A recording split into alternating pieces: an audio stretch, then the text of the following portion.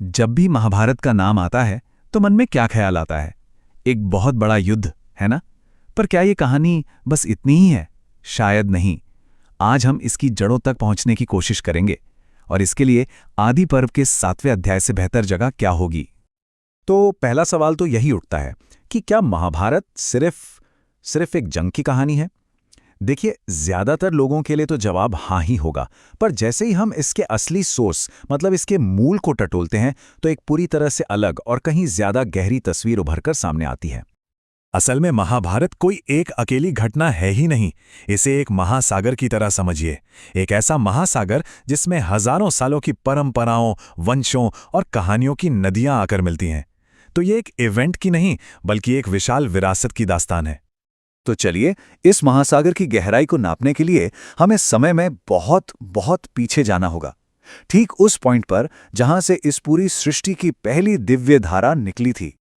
और ये जानना बहुत दिलचस्प है कि ये सब शुरू कैसे हुआ। देखिए, कहानी की शुरुआत होती है सृष्टिकर्ता ब्रह्मा से। उनसे जन्म होता है मरीचि का, और फिर मरीचि से कश्यप का, और बस यहीं से, इसी एक सोर्स से दुनिया की हर एक चीज निकलती है, चाहे वो देवता हो, दानव हो या फिर हम इंसान। अब सोचिए, इसी एक सोर्स से जो मानवता की नदी निकली वह आगे जाकर दो बहुत बड़ी धाराओं में बंट जाती है। और यही वो दो राजवंश हैं जो इस पूरे महाकाव्य की दुनिया की नींव रखते हैं। ये दो धाराएं हैं, सूर्यवंश और चंद्रवंश। अच्छा, सूर्यवंश तो अपने आप में बहुत ही प्रसिद्ध है। इसी में राजा राम जैसे महान शासक हुए। लेकिन, और ये लेकिन बहुत जरूरी है, महाभारत की जो मुख्य कहानी है, जो मेन स्ट्रीम है, वो चंद्रवंश से निकलती है। और यही धारा हमें सीधा कुरुवंश तक ले जाती है। तो ठीक है, अब चंद्रवंश की इसी धारा को पकड़कर आगे चलते हैं और देखते हैं कि कैसे इससे उस वंश की नींव पड़ती है जिसका नाम हम सब जानते हैं, कुरुवंश। इस वंश की शुरुआत होती है पुरु से। फिर आते हैं महान सम्राट भरत। जी हां, वही जिनके नाम पर हमारे देश का नाम भारत पड़ा। उनके बाद कुरु ने इस वंश को एक पहचान दी, इसे स्थापित किया, और यह सिलसिला पहुंचता है राजा शांतनु तक, जिनके वंशज यानी पांडव और कौरव इस पूरे महायुद्ध का केंद्र बनते हैं। पर कहानी सिर्फ राजाओं की नहीं है।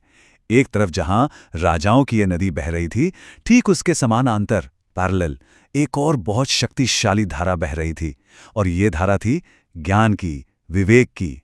इसे जिंदा रखा था महान ऋषियों ने। सोचिए, वशिष्ठ, विश्वामित्र, पराशर, इन जैसे महान ऋषियों ने धर्म और ज्ञान की इस परंपरा को संभाले रखा, इसे आगे बढ़ाया।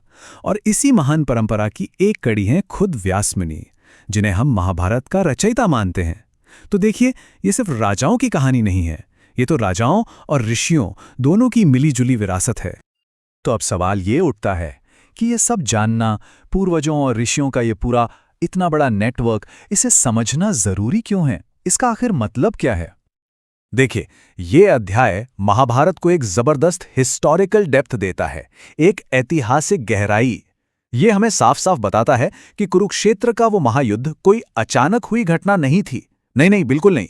वो तो पीढ़ियों से, जेनरेशन आफ्टर जेनरेशन चले आ रहे कर्मों और फैसलों का एक नतीजा था। और यहीं पर इसका फिलोसॉफिकल मैसेज, इसका दार्शनिक संदेश छुपा है, जो बहुत गहरा है। वो ये कि कोई भी इंसान एक द्वीप की तरह अकेला नहीं होता। हम सब अपनी विरासत का, अपनी हेरिटेज का एक हिस्सा हैं, और हमारे पूर्वजों ने जो कर्म किए हैं उनका फल, अच्छा हो या बुरा, कहीं ना कहीं हम तक भी पहुंचता है। और ये पूरी बात हमें एक आखिरी सवाल पर लाकर छोड़ देती है।